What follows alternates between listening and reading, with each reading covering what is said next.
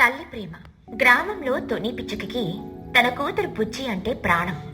బుజ్జి అడిగిందల్లా ఇస్తుంది. మధ్యాహ్నం 1 గంట. తొని పిచ్చుక వంటింట్లో చెమటలు కక్కుతూ వంట చేస్తోంది. స్టవ్ మీద ఒక గిన్నెలో చికెన్ బిర్యానీ ఉడుకుతోంది. పక్కన సేమియా పాయసం ఉంది. తొని పిచ్చుక తనలో తాను, ఈరోజు ఆదివారం, నా బుజ్జికి ఇష్టమైన చికెన్ బిర్యానీ చేస్తున్నా. పొద్దున్నే లేచి పాపమాలికి కూర్చుంది. ఈ వాసన చూస్తే దాని కోపం పోతుందిలే. పాయసం కూడా చేశాను, అది తింటే మనసు చల్లబడుతుంది. తొని వంట పూర్తి చేసి 2 ప్లేట్లు సిద్ధం చేసింది. హాల్లోకొచ్చి బుజ్జిని పిలిచింది. బుజ్జి, రా తల్లి, వేడి వేడి బిర్యానీ రెడీ. వాసన చూడు ఎంత బాగొస్తుందో. చల్లారిపోతే బాగోదు, రా. బెడ్రూమ్లో నుండి బుజ్జి పిచ్చుక బయటికి రాలేదు. తొని మళ్ళీ పిలిచింది. బుజ్జి, వినబడట్లేదా? ఆకలి వేయట్లేదా? రా అమ్మా.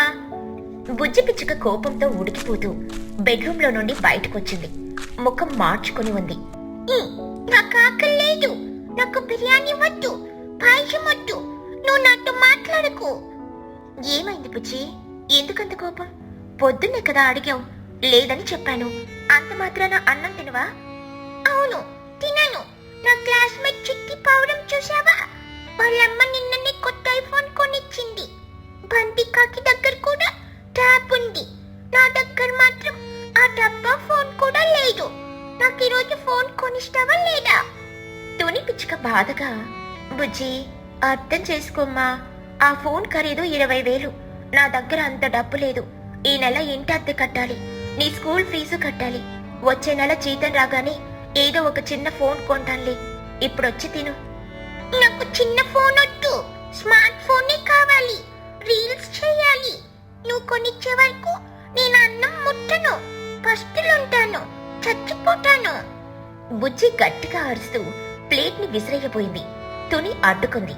తుని పిచ్చుక కన్నీళ్లతో, అన్నాన్ని విసిరేయకూడదు బుజ్జి, అది దేవుడు. సరే, నీ ఇష్టం. నీకు ఆకలి వేసేదాకా నేను వెయిట్ చేస్తాను, కానీ ఇలా మొండిగా ఉండకు. బుజ్జి వెళ్ళి సోఫాలో ముఖం తిప్పుకుని కూర్చుంది. తుని ప్లేట్ పట్టుకుని ఏడుస్తూ నిలబడింది. ఇల్లంతా నిశ్శబ్దంగా ఉంది. సరిగ్గా అప్పుడే ఇంటి బయట నుండి ఒక గొంతు వినిపించింది. అబ్బా, ఈ వాసనేంటి? Chicken biryani with extra masala. ఇది ఖచ్చితంగా తుని ఆంటీ ఇల్లే. బన్ను తలుపు తోసుకుని లోపలికొచ్చాడు. లోపలున్న గంభీరమైన వాతావరణం చూడలేదు. కేవలం బిర్యానీ ప్లేట్నే చూస్తున్నాడు. Hello aunty. హలో బుజ్జి, గుడ్ ఆఫ్టర్నూన్. ఏంటి లంచ్ టైంలో సైలెంట్గా ఉన్నారు? పార్టీ లేదా? ఆంటీ, ఆ ప్లేట్ నా కోసమేనా? Thank you. బన్ను వెళ్ళి తుని చేతిలో ఉన్న ప్లేట్ లాక్కుపోయాడు. తుని కన్నీళ్లు పెట్టుకోవడం చూసి ఆగిపోయాడు. అరే, ఏమైందా ఆంటీ? ఎందుకు ఏడుస్తున్నారు? బిర్యానీ మాడిపోయిందా, లేక ఉప్పు ఎక్కువైందా? పర్లేదులే, నేను అడ్జస్ట్ అవుతాను. తుని పిచ్చుక కన్నీళ్లు తుడుచుకుంటూ, కాదు బన్ను, బిర్యానీ బాగానే ఉంది, కానీ తినేవాళ్లే లేరు, బుజ్జి అలిగింది. బన్ను చిలుక బుజ్జి వైపు చూసి, అలిగిందా? బిర్యానీ మీద అలిగిందా? పిచ్చిదా? అమృతం మీద ఎవరైనా అలుగుతారా? ఏమైంది బుజ్జి, లెగ్ పీస్ దొరకలేదా? నా ప్లేట్లోది నీకు ఇస్తానులే, రా. బుజ్జి పిచ్చుక కోపంతో, నాకు లెగ్ పీస్ వద్దు, పీస్ ఆఫ్ మైండ్ కావాలి. నాకు ఫోన్ కావాలి, బన్నుక, స్మార్ట్ ఫోను. అమ్మ కొనివ్వట్లేదు. ఓహో, అదా సంగతి. ఫోన్ కోసం ఫుడ్ మానేసావా? ఆంటీ, మీరు బాధపడకండి, నేను డీల్ చేస్తాగా. మీరు వెళ్ళి ఇంకో ప్లేట్ తీసుకురండి. తుని వంటింట్లోకి వెళ్ళింది. బన్ను బుజ్జి పక్కన సోఫాలో కూర్చున్నాడు. చాలా సీరియస్ గా ఫేస్ పెట్టాడు. బుజ్జే, నీ సమస్య నాకు అర్థమైంది. నీకు ఫోన్ కావాలి, దానికోసం నువ్వు నిరాహార దీక్ష చేస్తున్నావు. గ్రేట్, గాంధీ గారిలాగా. ఎగతాళి చేయకురా పన్నుక, నాకు సీరియస్ గా ఉంది. నేను సీరియస్ గానే ఉన్నా. సరే, ఇప్పుడు ఒక లాజిక్ మాట్లాడుకుందామే. నువ్వు ఫోన్ కావాలంటున్నావు కదా, ఆ ఫోన్ ని అన్నంలో కలుపుకొని తినగలవా? ఏంటి, ఫోన్ తింటారా ఎవరైనా? మరి తినలేనప్పుడు అది మనకెందుకు? ఇప్పుడు అమ్మ చేసిన బిర్యానీ ఉంది చూడు, అందులో చికెన్ ఉంది, బాస్మతి రైస్ ఉంది, నెయ్యి ఉంది. అది తింటే నీ పొట్ట నిండుతుంది, నీ నాలుకకి రుచి తెలుస్తుంది, నీ బ్రెయిన్కి శక్తి వస్తుంది. అదే ఫోన్ కొంటే దాంట్లో రీల్స్ చూస్తావు? ఆకలి వేస్తే లైక్ బటన్ నొక్కితే కడుపు నిండుతుందా? నీకెప్పుడు తిండికోలే. ఫోన్ ఉంటే స్టేటస్ ఉంటుంది పన్ను. అందరూ రెస్పెక్ట్ ఇస్తారు. రెస్పెక్టా? బొందా. నేను మా అమ్మ ఫోన్లో గేమ్ ఆడుతుంటే ఛార్జింగ్ అయిపోయి స్విచ్ ఆఫ్ అయిపోయింది. అప్పుడు ఆ ఫోన్ పట్టుకొని నేను ఏడ్చాను. అది నన్ను ఓదార్చిందా? లేదు. అదే నాకు ఆకలేసినప్పుడు మా అమ్మ వేడి వేడి దోశ వేసి పెట్టింది. ఆ దోశ నన్ను ఓదార్చింది. అదిరా ప్రేమంటే. బుజ్జి పిచ్చుక మౌనంగా వింటుంది. ఇంకో విషయం, మీ అమ్మ దగ్గర డబ్బులు లేవని చెప్పింది కదా. పాపం ఆంటీ పొద్దున్నే లేచి కష్టపడి పనిచేసి నీకోసం ఈ బిర్యానీ వండితే నువ్వు దాన్ని తిరస్కరిస్తావా? అమ్మ ప్రేమ గొప్పదా, ఆ చైనా ఫోన్ గొప్పదా? అమ్మ ప్రేమే గొప్పది. కానీ లేదు, గీనీ లేదు. ఇప్పుడు ఒక సీన్ ఊహించుకో. నువ్వు అన్నం తినకుండా పడుకున్నావు. రాత్రికి ఆకలేసింది. అప్పుడు నీ ఫోన్ అడుగు, నాకు అన్నం పెట్టు అని. అది పెడుతుందా? ప్లీజ్ రీఛార్జ్ అని అడుగుతుంది. అదే మీ అమ్మని అడుగు, అర్ధరాత్రి అయినా లేచి వండి పెడుతుంది. That is mother India. Bunny dialogues కి బుజ్జి మనసు కరిగింది. కళ్ళల్లో నీళ్లు తిరిగాయి. ఇంకొక్క మాటే, నువ్వు తినకపోతే ఆంటీ కూడా తినదు. ఆంటీ తినకపోతే కళ్ళు తిరిగి పడిపోతుంది. ఆసుపత్రికి తీసుకెళ్ళాలి. అప్పుడు మందులకయ్యే ఖర్చుతో 2 ఫోన్లు కొనొచ్చు. అనవసరంగా ఆంటీని ఎందుకు కష్టపడ్డావు? పద తిందాం. బుజ్జి కళ్ళు తుడుచుకుని లేచింది. బన్ను వెనుక నడిచింది. వంటింట్లో తుని పిచ్చుక బిర్యానీ గిన్నె వైపు చూస్తూ ఏడుస్తుంది. నా బిడ్డ ఆకలితో ఉంది. నేనెలా తినాలి? దేవుడా, నాకు డబ్బులివ్వు. నా బిడ్డ కోరిక తీరుస్తా. బుజ్జి పిచ్చుక పరిగెత్తుకుంటూ వెళ్లి తునిని వెనక నుండి వాటేసుకుంది. అమ్మా, సారీ అమ్మా, నేను తప్పు చేశాను. తుని పిచ్చుక తిరిగి చూసి బుజ్జిని హత్తుకుని, బుజ్జి, నా బంగారు తల్లి, వచ్చేసావా? వద్దులేమ్మా, నేనప్పు చేసైనా సరే నీకు రేపే ఫోన్ కొనిస్తా. నువ్వేడవకు. వద్దమ్మా, నాకు ఫోన్ వద్దు. బన్ను చెప్పాడు, ఫోన్ ఆకలి తీర్చదు, అమ్మే తీరుస్తున్నాని. నువ్వు కష్టపడి సంపాదించిన డబ్బులు వృధా చేయొద్దు. నువ్వెప్పుడు కొనిస్తే అప్పుడే తీసుకుంటా. ముందు నాకు ఆకలిస్తుంది, అన్నం పెట్టు. తుని పిచ్చుక ఆనందంతో, నిజంగానా బుజ్జి? ఫోన్ వద్దా? వద్దు, నాకు నువ్వు కావాలి. నీ చేతి బిర్యానీ కావాలి. తుని సంతోషంతో బుజ్జి ముఖం నిండా ముద్దులు పెట్టింది. ప్లేట్లో బిర్యానీ వేసి తన చేత్తోనే తినిపించింది. బుజ్జి తృప్తిగా తినింది. తల్లి కూతుళ్ళు సెంటిమెంట్లో ఉండగా బన్ను చిలుక పక్కన నిలబడి దగ్గుతున్నాడు. అంటే ఇక్కడ ఒక అనాథ పక్షి ఉంది, దానికి కూడా ఆకలేస్తుంది. నీ సెంటిమెంట్ సీన్ అయిపోతే ఆ గిన్నెలో మిగిలిన బిర్యానీ నా ప్లేట్లో వేస్తారా? తుని పిచ్చుక నవ్వుతూ, అయ్యో బన్ను, మర్చిపోయాన్రా. నువ్వే కదా ఈ సమస్యను పరిష్కరించావు. రా, నీకు 2 లెగ్ పీసులు వేస్తా. 2ఏనా? అంటే నేను ఇంత పెద్ద స్పీచ్ ఇచ్చాను, గొంతు ఎండిపోయింది. నాకు పాయసం కూడా కావాలి. ఇష్టం లేదా? నువ్వు రాకపోయింటే నేను ఈరోజు పస్తులుండేదాన్ని. థ్యాంక్స్ రా బన్నుక. ఫ్రెండ్స్ మధ్య థ్యాంక్స్ వద్దు, ఓన్లీ స్నాక్స్ ముద్దు. పదండి కుమ్మేద్దాం. ముగ్గురు కలిసి కూర్చొని బిర్యానీ, పాయసం తిన్నారు. బన్నుగాడు పాయసం తాగుతూ, ఇది ఐఫోన్ కంటే స్వీట్ గా ఉంది అని కామెంట్ చేశాడు. బుజ్జికి అర్థమైంది తల్లి ప్రేమ వెలకట్టలేనిదని, వస్తువుల కంటే బంధాలు ముఖ్యమని. తుని సంతోషానికి అవధులే లేవు.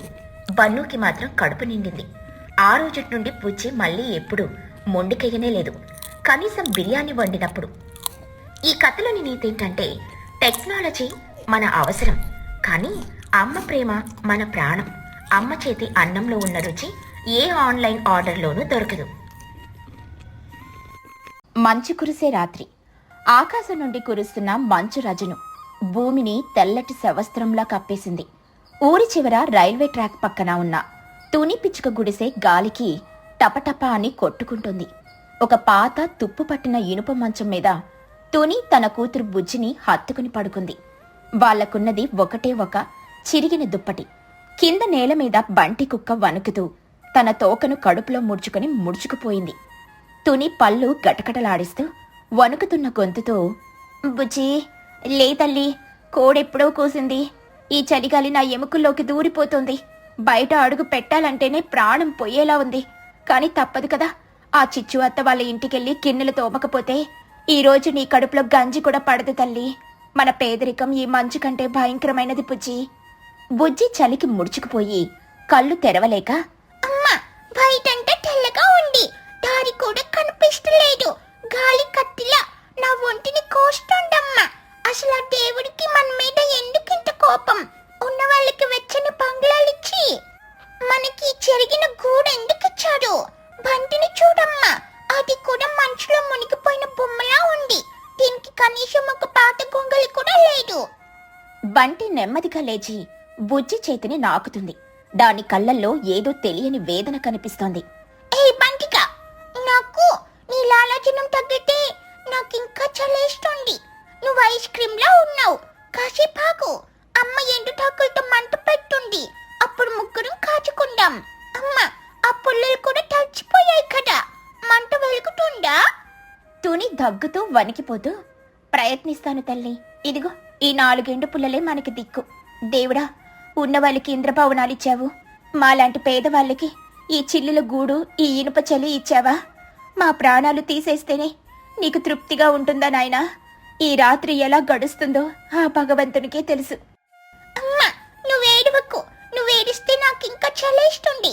ఆ పుల్లలు వెలిగించు, నేను బంటిని హత్తుకుని కూర్చుంటాను. బంటి, నువ్వు కదలకమ్మా, నీ వేడి నాకు కావాలి. తుని పుచ్చి కలిసి చిచ్చుకాకి పెద్ద బంగళాకు చేరుకున్నారు. లోపల హీటర్లు ఉండడం వల్ల ఇల్లంతా వెచ్చగా ఉంది. చిచ్చు సోఫాలో కూర్చొని వేడి వేడి బాదం పాలు తాగుతోంది. ఏంటతోనే గడియారం చూసావా? 8 కావస్తోంది. ఇంకా అడుగులే పడడం లేదా? నా కొడుకు చిన్ను పట్నం నుండి వచ్చాడు. వాడికి శుచి శుభ్రం చాలా ముఖ్యం. గిన్నెలు చూడు, కొండల పేరుకుపోయాయి. చలి అని సాకులు చెబితే కుదరదు, పని చెయ్యాల్సిందే. ఆ నీళ్లు కావాలంటే కొంచెం వేడి చేసుకో, అంతేగాని గ్యాస్ మాత్రం వేస్ట్ చేయకు. తుని నీరసంగా వణుకుతున్న చేతులతో గిన్నెలు పట్టుకుంటూ, క్షమించి చిచ్చు, గుడిసె నుండి బయటికి రావడమే పెద్ద యుద్ధంలా అయింది. దారిలో మంచు వల్ల కళ్ళు కూడా కనిపించడం లేదు. ఈ నీళ్లు ఐస్ గడ్డల్లా ఉన్నాయి చిచ్చు, చేతులు మొద్దుబారిపోతున్నాయి. చిన్ను స్టైల్గా పట్టుబట్టలు వేసుకుని లోపలికొస్తూ, అమ్మో, ఈ తుని అంటే ఎప్పుడూ ఇంతే. పాతకాలపు మనుషులు చలి అంటారు, ఆనా అంటారు. మా పట్నంలో అయితే డిష్ వాషర్లు ఉంటాయి తెలుసా? ఇలా బటన్ నొక్కగానే గిన్నెలు మెరిసిపోతాయి. వీళ్ళకి మాత్రం ఆ చలి నీళ్ళల్లో చేతులు పెట్టడం, తోమడం అలవాటే కదా. అయినా ఈ ఆంటీ ముఖం చూడు, మంచులో తడిసిన కాకిలా ఉంది. బుజ్జి బయట గేటు దగ్గర బంటితో నిలబడి తట్టుకోలేక, ఓయ్ చినుక, పట్నంలో డిష్ వాషర్లుంటే మరి ఇక్కడెందుకు ఊడిపడ్డావురా? నీ ముఖం చూడు, ఆ పట్టుబట్టల్లో తోడిన ఎలుకలో ఉన్నావు. మా అమ్మ ప్రాణం పోతుంటే నీకు పట్నం కబుర్లు కావాలా? మీ అమ్మని ఆ డిష్ వాషర్లో పెట్టి రుద్దించుకో, అప్పుడైనా ఆమె మనసులో ఉన్న మురికి పోతుండేమో. మా అమ్మతో మీ గిన్నెల వల్లే నువ్వు తిని అంత లావయ్యావు, అది మర్చిపోకు. నోరుమై బుజ్జి, అడుక్కు తినే బతుకు మీది. మాకే నీతులు చెబుతావా? ఆ కుక్కని ఆ గేటు బయట ఉంచమని చెప్పాను కదా. నా ఖరీదైన టైల్స్ మీద అది కాలు పెడితే మైల పడిపోతుంది. నీ గొంతు కంటే ఈ చలికాలే నయం. నోరుమయ్యవే బుజ్జి, అడుక్కునే బతుకు మీది. మాకే నీతులు చెబుతావా? ఆ కుక్కని ఆ గేటు బయట ఉంచమని చెప్పాను కదా. నా ఖరీదైన టైల్స్ మీద అది కాలు పెడితే మైల పడిపోతుంది. నీ గొంతు కంటే ఈ చలిగాలే నయం. భయపడుకు చిచ్చు అట్ట, నీ టైల్స్ అది కొరకదు. దానికి కూడా టైల్స్ అది ఎంత గట్టిగా ఉంటాయో, తింటే పళ్ళు ఊడిపోతాయని. నీ కల్తీ మనసు కంటే మా బంటి పాదాలు శుభ్రంగా ఉంటాయి. నీ టైల్స్ మీద కన్నా మా అమ్మ తోమిన గిన్నెల మీద నీకెక్కువ గౌరవం ఉండాలి. ఎందుకంటే అవి నీ కడుపు నింపుతున్నాయి. తుని చిచ్చు ఇంట్లో పని ముగించుకుని మొద్దుబారిన చేతులతో చోటు ఇంటికెళ్ళింది. అక్కడ చోటు తన కొడుకు బన్నుకి కొత్తగా కొన్న విదేశీ స్వెటర్ చూపిస్తూ మురిసిపోతుంది. బన్ను ఆ స్వెటర్ వేసుకుని మిడిసి పడుతున్నాడు. రాతుని, చూసావా మా బన్ను స్వెటర్? ఇది పక్క ఊరి పెద్ద షాపులో 5,000 పెట్టి మరీ కొన్నాను. దీని దారం కూడా చాలా సాఫ్ట్ గా ఉంటుంది. నీ కూతురు మాత్రం ఆ చిరిగిన గొంగలి కప్పుకుని తిరుగుతోంది. చూడ్డానికి ఎంత దరిద్రంగా ఉందో. పండగ పూట కూడా ఇలాగే తిరుగుతారా? చూడబజ్జే, ఇది వేసుకుంటే అసలు చలన్న మాటే ఉండదు. లోపల థర్మోవేర్ కూడా ఉంది. నువ్వు మాత్రం ఆ పాత ముతక గొంగలిలో చూడ్డానికి black and white cinema villain లా ఉన్నావు. నీ గొంగలి వాసన ఇక్కడ దాకా వస్తుంది. అవునరా బనుక, నీ స్వెటర్ 5,000 ఉండొచ్చేమో, కానీ నీ తెలివితేటలు మాత్రం 5 పైసలు కూడా ఉండవు. నీ స్వెటర్లో నువ్వు ఒక పెద్ద ఎలుగు బంటిలా ఉన్నావు. మా బంటిని చూడు, దానికి స్వెటర్ లేకపోయినా ఎంత రాజసంగా ఉందో.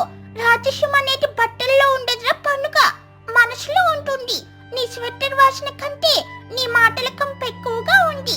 మా అమ్మ కప్పుకున్న కొంగల్లో ఉన్న వెచ్చదనం నీ 5,000 స్వెటర్లో ఎప్పటికీ దొరకదు. తుని నీరసంగా తల వంచుకుని, బుజ్జి వద్దు తల్లి, చోటు మీ బండు పాత బట్టలేవైనా ఉంటే ఇస్తావా? రాత్రి బుజ్జి చలికి తట్టుకోలేక వణికిపోతుంది. గాలి గుడిసె గోడల్ని చీల్చుకుని వస్తుంది. చోటు పాత దుప్పట్లున్నా చాలు. చోటు గర్వంగా, పాతవా అన్ని పని మనుషులకే ఇచ్చేసాను తుని. అయినా మా బండు బట్టలు నీ కూతురు వేసుకుంటే మా పరువు పోతుంది కదా.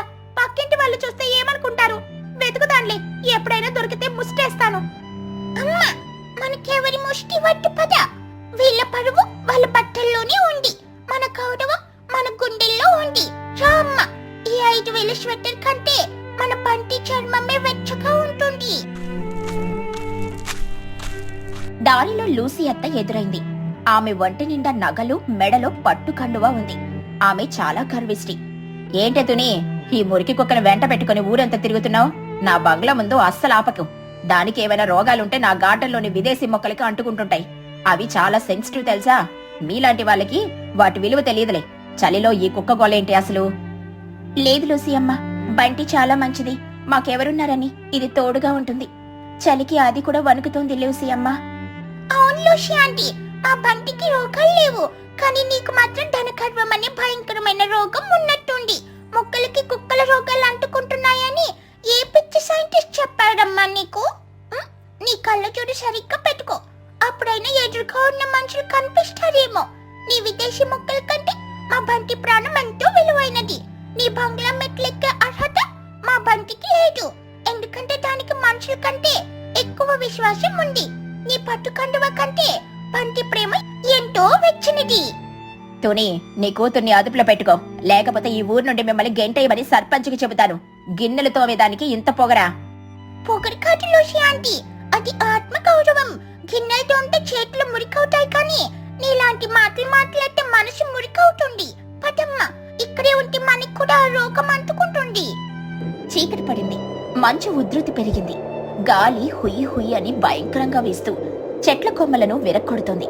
తుని వణుకుతూ మెల్లగా అడుగులేస్తోంది. ఆమె ఒంట్లో సత్తువ అయిపోయింది. ఆకలి చలి కలిసి ఆమెను పిండేస్తున్నాయి. కుహు దారిలో ఎదురై చేతిలో లాంతరుతో, తునే ఇంకా బయట ఉన్నారా? దారి అస్సలు కనిపించడం లేదు. కాలువ గట్టు జారుతోంది, మంచం విపరీతంగా కురుస్తుంది. ఎదుగో ఈ చిన్న లాంతరు తీసుకెళ్ళు. నా దగ్గర కొంచెం వేడి గంజుంది, బుజ్జిగివ్వు. జాగ్రత్తగా వెళ్ళండి. తుని కళ్ళల్లో నీళ్లతో, ధన్యవాదాలు కుహు. ఈ లోకంలో ఇంకా నీలాంటి వాళ్ళు ఉన్నారని మాకు అర్థమవుతుంది. ఈ రాత్రి గడిస్తే చాలు, నా బిడ్డ కోసం నేను బ్రతకాలి. థాంక్స్ కుహు ఆంటీ. ఈ చలిలో నీ లాంతరు వెలుగు మాకు దారి చూపిస్తోంది. బంటి చూడు, కుహు ఆంటీ ఎంత మంచిదో. నడుస్తూ ఉండగా దట్టమైన మంచు వల్ల బుజ్జికి దారి కనిపించక కాలు జారి కాలువ వైపు పడబోయింది. అకస్మాత్తుగా బంటి గట్టిగా మురిగి బుజ్జి గౌనుని వేళ్లతో పట్టుకుని వెనక్కి లాగింది. బుజ్జి భయంతో వణుకుతూ బంటిని హత్తుకుని, అమ్మో థాంక్స్ బంటి, నువ్వే లేకపోతే నేను ఆ చలి నీళ్ళల్లో పడిపోయేదాన్ని.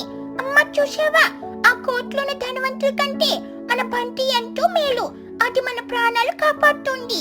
మన కష్టం దానికి కూడా తెలుసమ్మా. బంటి, నువ్వు లేకపోతే నేను ఈ రోజు చనిపోయేదాన్ని. తుని ఏడుస్తూ బంటిని నిమురుతూ, అవును పుచ్చి, నోరున్న మనుషులు మనల్ని తిడుతున్నారు, కానీ మూగజీవులే మన కష్టాన్ని పంచుకుంటున్నాయి. ఈ లోకంలో మానవత్వం చచ్చిపోయింది తల్లి, కేవలం జంతువుల్లోనే మిగిలింది. పద తల్లి, త్వరగా గుడిసెకి చేరుకుందాం. ముగ్గురు అతి కష్టం మీద గుడిసెకి చేరుకున్నారు. లోపల గాలి చొరబడి అంతా ఐస్ ముక్కలా ఉంది. తుని దగ్గుతూ వణికిపోతూ తన దగ్గరున్న పాత దుప్పట్లు, చిరిగిన బట్టలు అన్నీ తీసి బుజ్జికి కప్పింది. ఆమె చేతులు చలికి నీలం రంగులోకి మారిపోయాయి.